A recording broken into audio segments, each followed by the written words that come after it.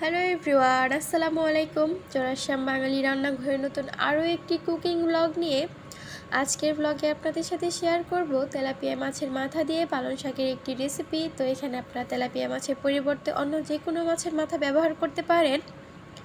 তো যেহেতু আমার কাছে তেলাপিয়া মাছ ছিল, এর জন্য আমি তেলাপিয়া মাছটাই ব্যবহার করেছি। তো বেশি দেরি না করে চলুন মূল রেসিপিতে যাওয়া যাক। এখানে আমাদের উপকরণ হিসেবে লাগবে পালং শাক, যেটা আমি সুন্দর করে ছোটো ছোটো করে কেটে ভালোভাবে ধুয়ে একটি স্ট্রেনারের সাহায্যে পানি ঝরিয়ে নিচ্ছি। এরপর নিয়েছি পেঁয়াজ, রসুন, কাঁচামরিচ কুচি। এরপর নিয়েছি তেলাপিয়া মাছ। এখানে আপনারা আপনাদের পরিমাপ অনুযায়ী বাড়িয়ে কমিয়ে নেবেন। যেহেতু আমার পালং শাকটা কম ছিল, এর জন্য আমার মাছটাও কম ছিল পরিমাপে। তো অন্যদিকে আমি চুলাটা জ্বালিয়ে কড়াইটা গরম করে এরপর দিয়ে দিচ্ছি তেল। এরপর দিয়ে দিলাম পেঁয়াজ, রসুন, কাঁচামরিচ কুচি। এবার ভালোভাবে নিয়েছি, একটু ভেজে নেব। তো যারা আমার ভিডিওটি দেখছেন কিন্তু একটি লাইক এবং সাবস্ক্রাইব করতে ভুলে গেছেন, তো তারা আমার চ্যানেলটিকে অবশ্যই একটি লাইক এবং সাবস্ক্রাইব করে ভিডিওটি আবার কন্টিনিউ করুন।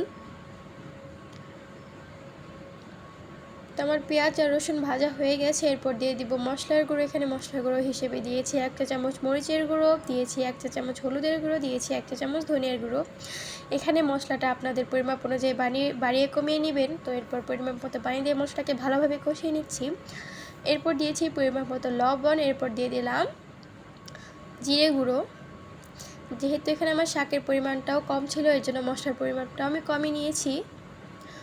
তো এবার ভালোভাবে কষিয়ে মাছগুলো দিয়েও ভালোভাবে কষিয়ে নিয়েছি। তো মাছটা যখন দিয়েছি তখন আমার ভিডিও ক্লিপ নিতে আমি ভুলে গিয়েছিলাম। তো মাছ আর মশলা কষানো হয়ে গেছে। এরপর এর মধ্যে দিয়ে দেবো পালং শাক, দিয়ে ভালোভাবে নেড়ে চেড়ে মিশিয়ে নেব। তো এখানে কষানোর সময় আমি আর কোনো পানি ব্যবহার করব না, পালং শাক থেকে অনেকটা পরিমাণ পানি বের হবে।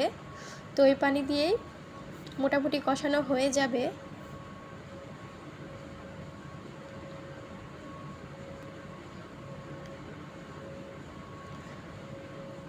তো এবার ভালোভাবে নেড়ে চেড়ে আমি ঢাকনা দিয়ে ঢেকে দিচ্ছি যাতে সেদ্ধ হয়ে যায়।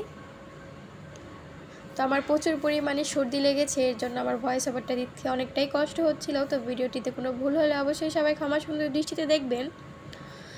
তো এরপর আমার কষানো হয়ে গেছে। এরপর মতো ঝোলের পানিটা দিয়ে এবার আমি ঢাকনা দিয়ে বলকটা উঠিয়ে নিলাম। তো আপনারা এখানে যতটুকু পরিমাণে ঝোল রাখবেন ঠিক ততটুকু পরিমাণেই পানি দিবেন। তো কষানোর সময় আমার পালং শাকটা 80% মতন সেদ্ধ হয়েছিল, আর বাকি 80% আমি যখন ঝোল দিয়েছি তাতেই সেদ্ধ হয়ে যাবে। তো এইভাবে ঝোলটা দিয়ে প্রায় আমি 10 মিনিটের মতন হাই হিটে এটাকে জাল করে নিয়েছি। তো আমার হয়ে গেছে। এবার গ্যাসটা অফ করে একটি বাটিতে সুন্দর করে নামিয়ে নিচ্ছি। তো দেখতেই পাচ্ছেন দেখতে কতটা সুন্দর হয়েছে এবং কতটা লোভনীয় হয়েছে। আর পালং শাক খেতে কে কে পছন্দ করেন অবশ্যই আমাকে কমেন্ট করে জানাবেন।